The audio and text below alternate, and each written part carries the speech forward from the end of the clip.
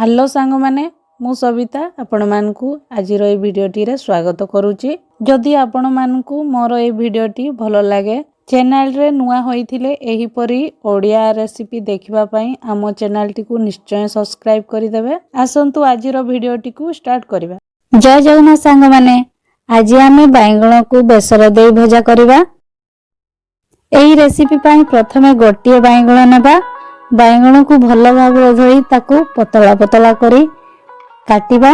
मु जेमिति पतला पतला पीस काटुची ठीक सेमिति काटिबे।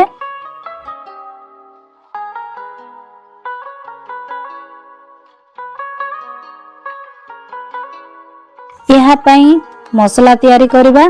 ता पई हमकु सरिष, अदा, रसुण एवं कॉर्नफ्लोर पाउडर दरकार। प्रथमे सरिष, अदा, रसुण को नहीं गोटिए पेस्ट करिबा। तापर सेथिरे अध चामच हळदी, 2-3 चामच कॉर्नफ्लोर, अध चामच लंका पाउडर आउ टिके स्वाद अनुसार लूण ऐड करिबा।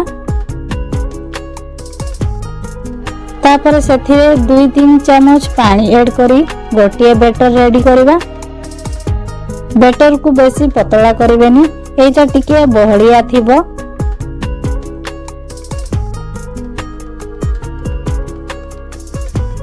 तापरे फ्राई पैन को गरम करिबा। सेथिरे टिके तेल देई देबा जा द्वारा बैटर टी पैन रे लागिबनी।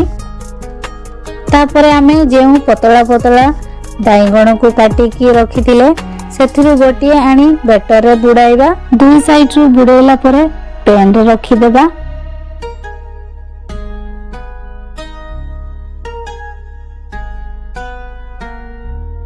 एथिरे आउ दुईटा पीस पई जगह अछि, मु समिति आउ दुईटा पीस बैंगण को रखी नउची।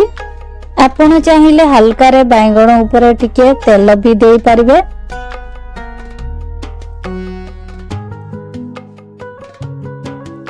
गोटिए साइड रे टिके लाल हला परे ताकू उलटाई देबा।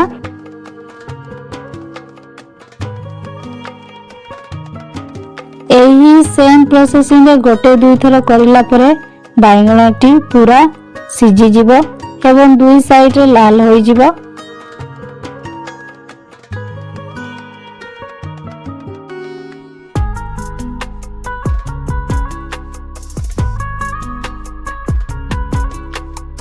देखंतु हमर बैंगण भजा पूरा रेडी होई गला। बाकी तक बैंगण को भी सेम प्रोसेस रे मु करि नउची।